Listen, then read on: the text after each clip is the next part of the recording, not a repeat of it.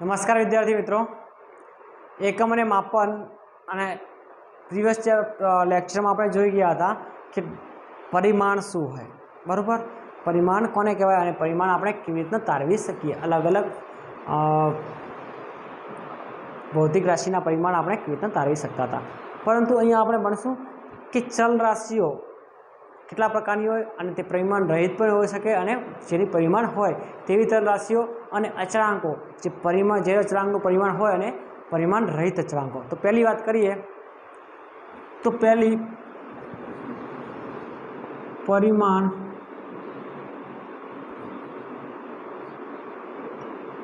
પરિમાણ ધરાવતી ચલ રાશિ.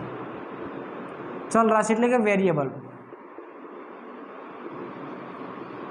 જે રાશિમાં મૂલ્ય બદલાઈ શકે પરંતુ તેમનું પરિમાણ હોય. એટલે MLT આપણે જોતા હતા તેઓ MLTમાં એનું પરિમાણ હોય તેવી રાશિને આપણે શું કહીશું?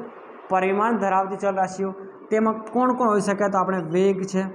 વેગ કેવી રાશિ છે? ચલ રાશિ પરંતુ એનું પરિમાણ હતું. ત્યાર પછી આપણે કદ લઈ લઈએ, પ્રવેગ લઈ લઈએ. તો આ બધી કેવી રાશિઓ છે? ચલ રાશિઓ પરંતુ તેમનું પરિમાણ હોય છે, ચોક્કસ એક પરિમાણ હોય છે. ત્યાર પછી પરિમાણ રહિત રાશિની વાત કરીએ. કોની? પરિમાણ રહિત.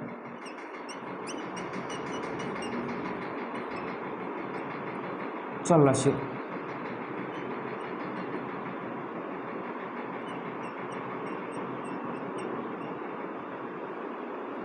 તો જે રાશિઓ છે તેનું મૂલ્ય તો બદલાય છે, જે રાશિઓ છે તેમનું મૂલ્ય તો બદલાય છે, પરંતુ મૂલ્ય બદલાય પરંતુ તેમનું પરિમાણ નથી, પરિમાણ રહિત છે. જેમ કે ખૂણો. તો ખૂણો પણ કેવી રાશિ છે? ચલ રાશિ.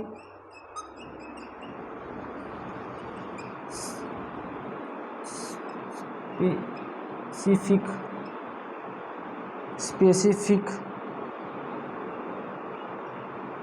ગુરુત્વાકર્ષણ. તો આ બધી રાશિઓ કેવી છે? પરિમાણ રહિત ચલ રાશિઓ છે. કેવી છે? પરિમાણ રહિત. હવે વાત કરીએ અચળાંકો. તો અચળાંકો પરિમાણ ધરાવતા અચળાંકો. પરિમાણ ધરાવતા અચળાંકો તો જે અચળાંકોનું એક ચોક્કસ પરિમાણ હોય, જેમ કે યુનિવર્સલ કોન્સ્ટન્ટ ઓફ ગ્રેવિટેશન એટલે ગુરુત્વાકર્ષણનો સાર્વત્રિક અચળાંક G, બરોબર. ત્યાર પછી પ્લાન્ક અચળાંક. એ બધા કેવા છે? પરિમાણ ધરાવતા અચળાંકો. ઉદાહરણ તરીકે ગુરુત્વાકર્ષણનો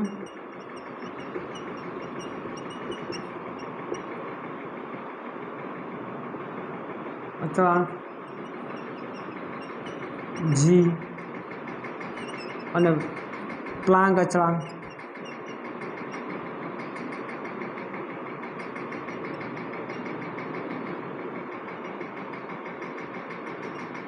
H વગેરે કેવા છે? પરિમાણ ધરાવતા અચળાંકો છે. કેવા છે? પરિમાણ ધરાવતા અચળાંકો.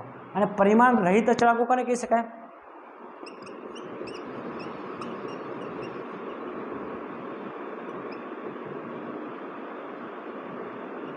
પરિમાણ રહિત અચળાંક કોને કહી શકાય?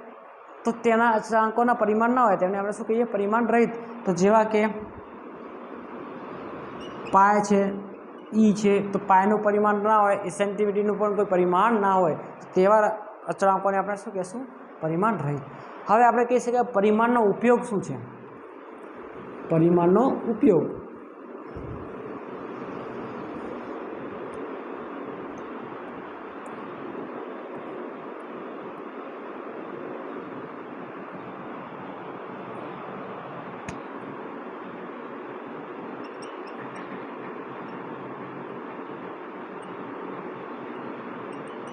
પરિમાણનો ઉપયોગ. તો પ્રથમ ઉપયોગ આપણે લઈએ કે એક એકમમાંથી બીજા એકમ પદ્ધતિમાં ફેરવવા માટે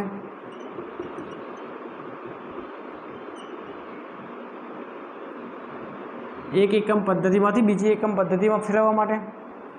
બીજું, એકમોની ચોકસાઈ કરવા માટે.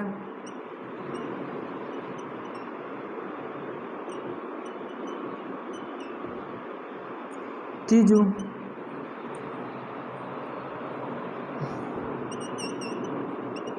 એક ભૌતિક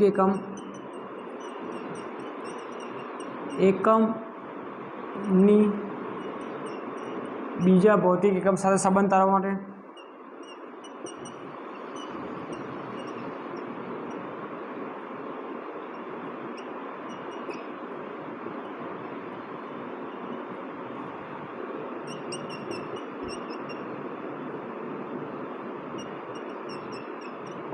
બીજા ભૌતિક એકમના સંબંધો તારવવા માટે. તો આ બધો આપણે પરિમાણનો ઉપયોગ કરીએ છીએ, બરાબર. હવે આપણે જોવાનું છે આઈએમપી કે એક એકમ પદ્ધતિમાંથી બીજી એકમ પદ્ધતિમાં આપણે કેવી રીતના ફેરવી શકશું. એક એકમ પદ્ધતિમાંથી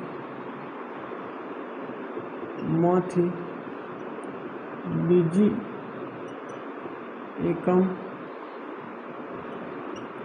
પદ્ધતિમાં ફેરવો. એક એકમ પદ્ધતિમાંથી બીજી ભૌતિક એકમ પદ્ધતિમાં ફેરવો. હવે આપણને ખબર છે કે એક એકમ પદ્ધતિ, ધારો કે દળ છે તો દળનો એકમ એસઆઈ એકમ કિલોગ્રામ છે, જ્યારે એનો સીજીએસ એકમ છે ગ્રામ, પરંતુ એનો એકમ બદલાય છે. શું ભૌતિક રાશિ બદલાય? ના, ભૌતિક રાશિ તો શું છે? આપણી દળ જ છે. એટલે કે આપણે કહી શકાય કે આ અહીંયા U1 અને U2 છે. તો U1 એક એકમ પદ્ધતિ છે, એક એકમ પદ્ધતિ, અને આ શું છે? બીજી એકમ પદ્ધતિ. શું છે? એકમ પદ્ધતિ અને આ બીજી એકમ પદ્ધતિ. અને N1 અને અહીંયા N2. N1 અને N2 શું છે?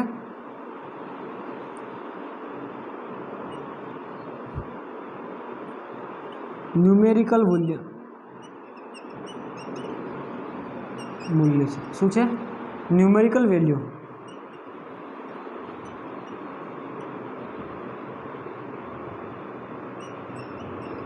ન્યુમેરિકલ મૂલ્ય એટલે કે 1 2 3 4 ગમે તે પોઈન્ટવાળી સંખ્યાને શું કહેવાય? Numerical value.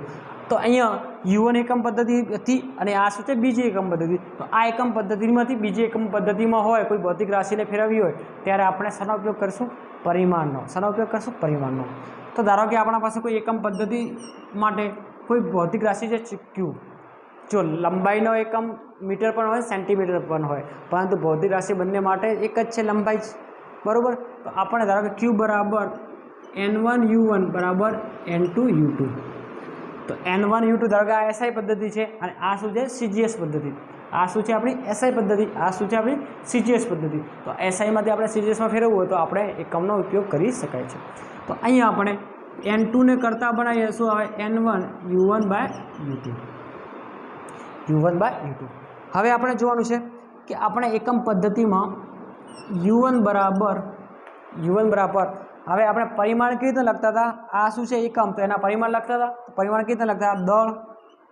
તો ધારો કે દળની ઘાત A M1, L તો ઘાત B L2, L1 અને T ઘાત C અને એ છે L1 T2, બરાબર.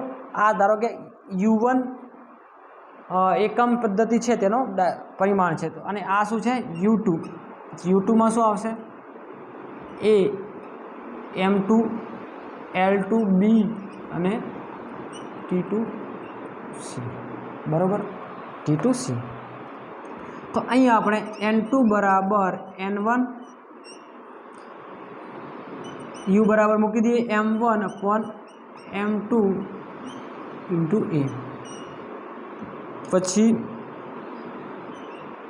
L1 upon L2 પર C અને T1 upon T2 into. તો આ સૂત્રનો ઉપયોગ કરી અને આપણે એક ભૌતિક રાશિમાંથી બીજી ભૌતિક રાશિમાં ફેરવી શકાય. એક ભૌતિક રાશિના એકમમાંથી બીજી ભૌતિક રાશિના એકમમાં ફેરવી શકાય. એટલે કે દળ છે તો દળનો એસઆઈ એકમ છે અને એમાંથી આપણે સીજીએસમાં ફેરવી શકાય અને સીજીએસમાંથી એસઆઈમાં ફેરવી શકાય, પરંતુ ભૌતિક રાશિ એની એ જ છે. આપણે ઉદાહરણ તરીકે જોઈએ તો ધારો કે એક જૂલ છે. ઉદાહરણ તરીકે જોઈએ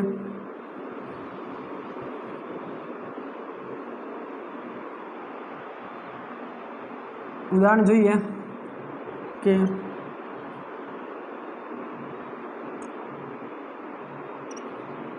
ઊર્જાના એકમ જૂલમાંથી અર્ગમાં ફેરવો. એનો મતલબ શું કહેવામાં આવે છે? એક જૂલ બરાબર કેટલા અર્ગ હોય? એક જૂલ બરાબર કેટલા અર્ગ? તો જૂલ આપણો એસઆઈ એકમ છે અને અર્ગ છે સીજીએસ. શું છે? સીજીએસ એકમ. તો આપણે શું કરવાનું છે? જૂલને એસઆઈ એકમમાંથી સીજીએસમાં ફેરવવાનું છે. તો પહેલાં તો આપણને જૂલનું પરિમાણીય સૂત્ર આવવું જોઈએ. તો જૂલ શું છે? તો કાર્ય, અને કાર્ય બરાબર શું આવે? તો કાર્ય બરાબર બળ ગુણ્યા સ્થાનાંતર. શું આવે? બળ ગુણ્યા સ્થાનાંતર.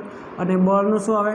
કેજી પર મીટર પર સેકન્ડ સ્ક્વેર ઇન્ટુ મીટર. તો પરિમાણ આવશે m1 L2 T-2. તો આ આપણને શું મળ્યું? જૂલનું પરિમાણ. હવે આ પરિમાણનો ઉપયોગ કરી અને આ સૂત્રમાં મૂકી અને આપણે શું કરવાનું છે? એક કેજી બરાબર કેટલા સીજીએસ થાય અથવા એક જૂલ બરાબર કેટલા અર્ગ થાય ઉર્જા. બરાબર. તો બંને આ છે એસઆઈ પદ્ધતિ, આ છે સીજીએસ પદ્ધતિ. આ છે એસઆઈ પદ્ધતિ, આ શું છે? આપણી સીજીએસ પદ્ધતિ. ચલો એસઆઈ પદ્ધતિમાં આપણે જોઈએ કે m1 આપણને શું આપ્યું છે? તો m1 છે 1 kg equal to 1000 gram. L1 શું છે? તો 1 metre equal to 100 centimetre. T1 છે 1 સેકન્ડ ઇક્વલ ટુ 1 સેકન્ડ જ. અને N1 બરાબર શું આપ્યું છે? 1 જૂલ. શું આપ્યું? 1 જૂલ. પછી સીજીએસમાં આપણને ખબર છે કે m1 1 ગ્રામ છે, L1 પણ શું છે? 1 સેન્ટીમીટર, T1 છે 1 સેકન્ડ અને N2 આપણે શોધવાના છે. શેમાં શોધવાના છે? અર્ગમાં. ER છે. બરાબર. હવે આપણે આ સૂત્રનો ઉપયોગ કરી અને આપણે જૂલને શેમાં ફેરવવું છે? અર્ગમાં. તો જોઈએ કે N2 બરાબર N1 બરાબર કેટલો છે? 1. ચલો M1 બરાબર કેવા છે? 1000 ભાગ્યા M1 બરાબર 1. ચલો M1 અને L2 ની M1 ની ઘાત કેટલી છે? તો અહીંયા જો 1 કેટલી ઘાત છે? 1. તો એક ઘાત અહીંયા મૂકી દેવાની. ત્યાર પછી L1 બરાબર કેટલા છે? તો L1 બરાબર 100 અને L2 બરાબર કેટલા છે? તો 1. અહીંયા જો L1 ની ઘાત કેટલી છે? તો ઘાત છે 2. અહીંયા T પણ 1 છે, આ પણ 1 છે, તો આની ઘાત કેટલી છે? 2. તો આપણને N2 બરાબર શું મળશે? 1000 એટલે 10 ની કેટલી ઘાત થઈ? 10 ની કેટલી ઘાત થઈ? 3 ઘાત ગુણ્યા 100 નો વર્ગ 10,000 એટલે કે 10 ની 4 ઘાત. એટલે કે 1 જૂલ બરાબર 1 ગુણ્યા 10 ની 7 ઘાત અર્ગ થાય. 1 જૂલ બરાબર 10 ની 7 ઘાત અર્ગ થાય. અને આ રીતનો ઉપયોગ કરી આપણે એક એકમ પદ્ધતિથી બીજી એકમ પદ્ધતિમાં ફેરવી શકાય છે. બરાબર. એક એકમ પદ્ધતિથી બીજી એકમ પદ્ધતિમાં ફેરવી શકાય છે. અહીંયા આપણે ઉદાહરણ જોઈએ બીજું કે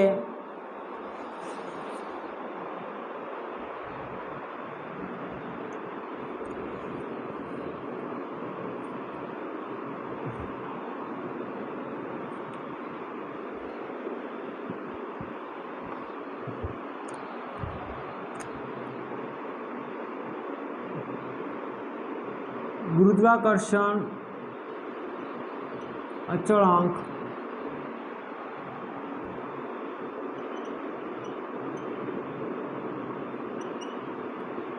જી નું મૂલ્ય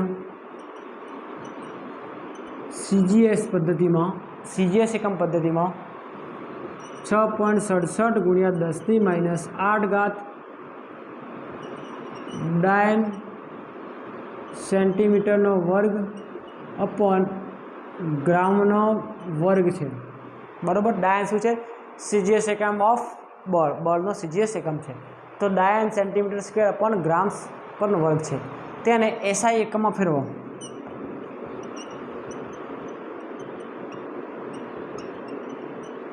તેને એસઆઈ એકમમાં ફેરવો, બરાબર। અને તેનું પરિમાણીય સૂત્ર આપ્યું છે, પરિમાણ સૂત્ર છે m-1 L2 અને L-2 અને T3। હવે આપણને શું કીધું? જીને શેમાં ફેરવવાનું છે? સીજીએસ ટુ એસઆઈમાં ફેરવો, સીજીએસ ટુ એસઆઈમાં। તો અહીંયા આપણે સીજીએસ આ છે એસઆઈ, આપણે m1 બરાબર શું લખીશું? 1 ગ્રામ, m2 બરાબર 1 સેન્ટીમીટર, T1 બરાબર 1 સેકન્ડ અને n1 બરાબર 6.67 ગુણ્યા 10⁻8 છે, 10⁻8 છે। એસઆઈ પદ્ધતિમાં m2 બરાબર 1000, 1 kg બરાબર 1000 સેન્ટીમીટર, L2 બરાબર 1 મીટર બરાબર 100 સેન્ટીમીટર, T2 બરાબર 1 સેકન્ડ અને N2 આપણે શોધવાના છે, બરાબર। N2 શોધવાના છે। હવે આપણે પેલા સૂત્રનો વાપરીએ તો N2 બરાબર N1 M1 upon M2 A into L1 upon L2 into B T1 upon T2 into C, બરાબર। N2 શોધવો છે, N1 આપણને શું આપ્યું છે? 6.67 ગુણ્યા 10⁻8 અપોન M1 શું છે આપણો? 1, M2 શું છે? 1000, અહીંયા ઘાત કેટલી છે? -1, ઘાત કેટલી છે? -1। ત્યાર પછી L1 શું છે? તો L1 આપણું 1 સેન્ટીમીટર, L2 શું છે? 100 સેન્ટીમીટર, ઘાત કેટલી છે? 3 ઘાત,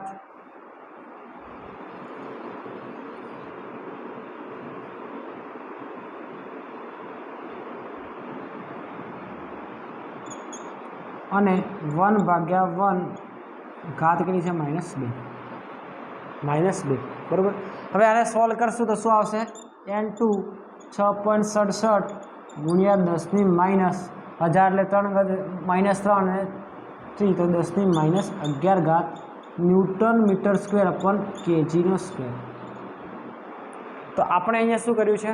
તો આપણે અહીંયા